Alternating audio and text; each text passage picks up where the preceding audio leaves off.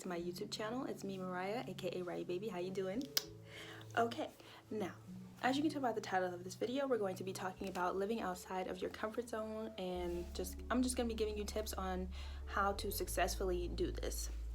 So if that's something you're interested in, please leave a like to this video and keep on watching.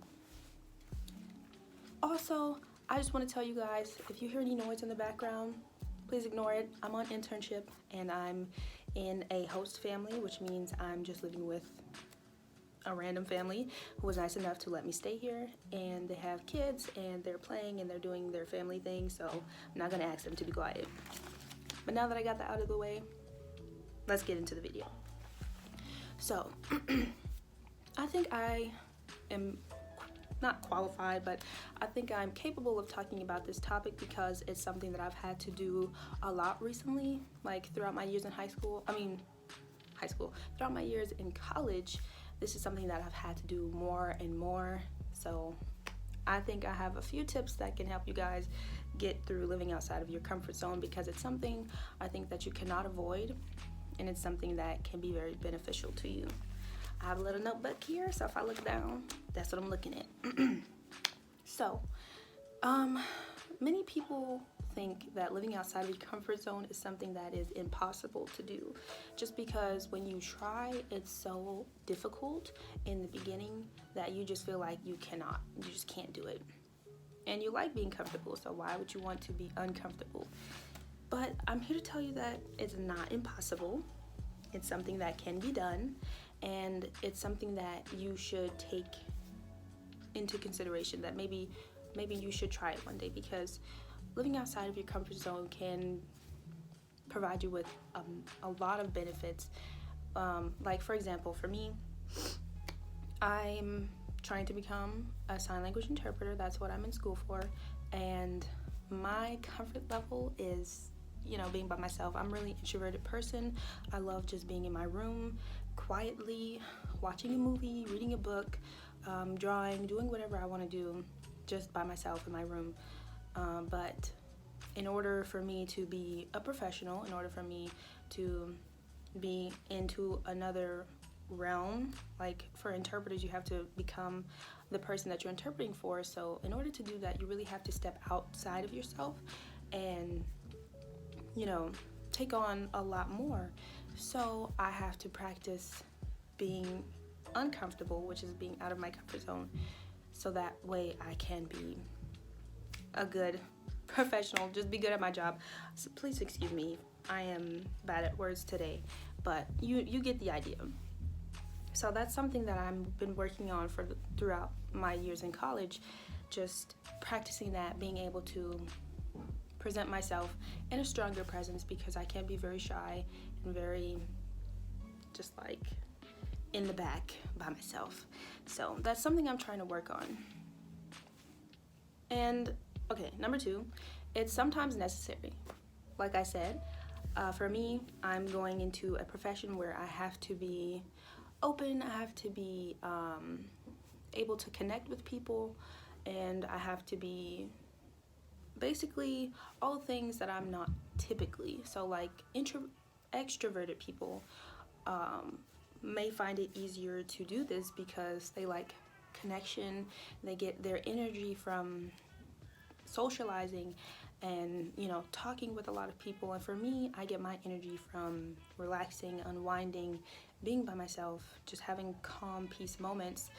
But I have to find that balance between doing that when I need to, and then when I go home, just doing what I need to do for me. The next thing I would say is that it can be pretty scary to have to step outside of your comfort zone, step outside of your personal safety box, if that's what you want to call it, just because it's something new, it's something different that you haven't tried before, so that it just, from the outside looking in, it just seems super scary. If someone told you, as an introverted person, that you would have to spend 8 hours a day socializing with people, being around people, just being big and being open, that sounds like really intimidating. And if that was the opposite for you, if you're an extroverted person, somebody told you that you had to be calm, quiet for 8 hours of the day, that might drive you nuts, you know? So it's something that can be scary, but scary things are not always bad things. Being scared can make you stronger. If you're ever faced with a very scary situation, not necessarily like life-threatening, but just something that's never happened to you, that you've never thought of doing, like starting a business, that's scary. But it can make you stronger, it can make you a better business person, it can make you more money, any of those things, like it can be very beneficial, just as an example. With that being said, it can also be very vulnerable. You will feel like you are just out there for someone to dissect and for someone to just like run all over you, or whatever the case may be. You just feel so exposed, and that's okay. That is okay. Do not be afraid, do not run from it. It is all right to feel vulnerable. It is healthy to feel vulnerable. You cannot always be in control. You cannot always be the strongest person in the room, or you just can't always have control. Life comes at you in all different ways, and that's just something that you need to embrace. Just try to embrace it slowly and see where that takes you. So because this will be a new thing for you, just take it slow, one step at a time, and every now and then it is okay to retreat back into your old ways, as long as you don't stay there. So for me, right now, I feel like it would be impossible for me to just 24/7 all the days of my life from here forth being extroverted or being just so open and around people all the time. I can do it way more now than I could before. Like if you asked high school me to do this, wouldn't happen. But now that I've done it for like a few years and practiced it, it's a lot easier for me to do, and I can see the necessity of it in my life personally. So every now and then I will have just like quiet time, me time, just in my room doing nothing or doing whatever, and I'm fine with that. But I know that I can't stay in that place all the time. So as long as you know that you just can't stay there all the time, then that's fine. My next tip would be to give it your all if you want to see change.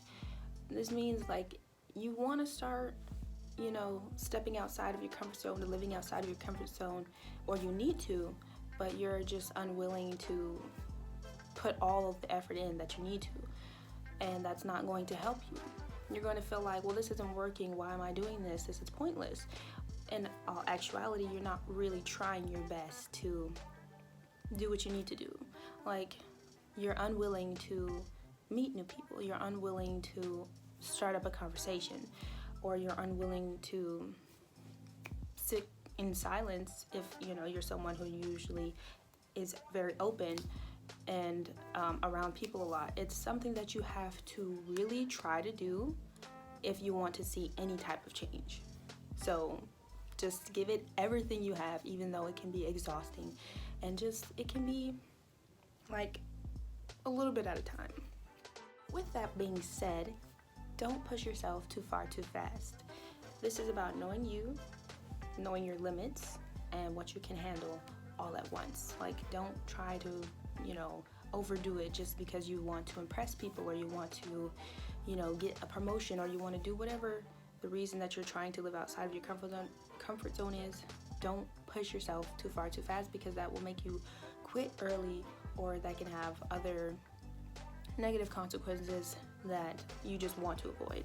So there's a fine line, I think, between not giving it your all and not pushing yourself too far too fast, because if you do that, either one of those, you could just give up. So make sure you know yourself, you know your limits, but you are trying as best you can for the type of person that you are and the stage that you're at. My next tip would be to have support systems in place so that you don't crash or whatever the case may be. just have someone that you can talk to, or people that you can talk to, or people who are trying to do the same things. It could be a therapist, it could be a best friend, a spouse, like a significant other, anyone really. It could be someone all the way across the world if that helps you. So just have someone there that you can vent to, that you can get advice from, that you can talk to whenever you need to, just so that they can help you through the process of living outside of your comfort zone, or whenever you feel like you can't do it, and they give you support so that you can keep going, because that's really important in general in anything that you do. I feel like you should have someone that's a support system, a group, a therapist, a mom, a friend, whoever the case may be, whoever you go to. Just have someone that you can talk to vent to get advice from, because having those people in your life can be the difference between thriving and failing, honestly. And then my last and final tip would be to not give up. All of these things that I've said from the beginning to now are really important, but the main thing is that you just can't give up. Don't give up on yourself, and don't give up trying, because the end result can be so beneficial and so much greater than you ever thought imaginable. So that's my tips to you guys. I hope you enjoyed this video. If you did, please leave a big thumbs up to the video, and don't forget to subscribe to my YouTube channel for more videos. And if these types of videos are things you like and enjoy, also leave a thumbs up and comment down below that you like videos like these, and I will make more videos like these. So I will see you guys in my next video. Thank you so much for tuning in, and I hope you have a wonderful week.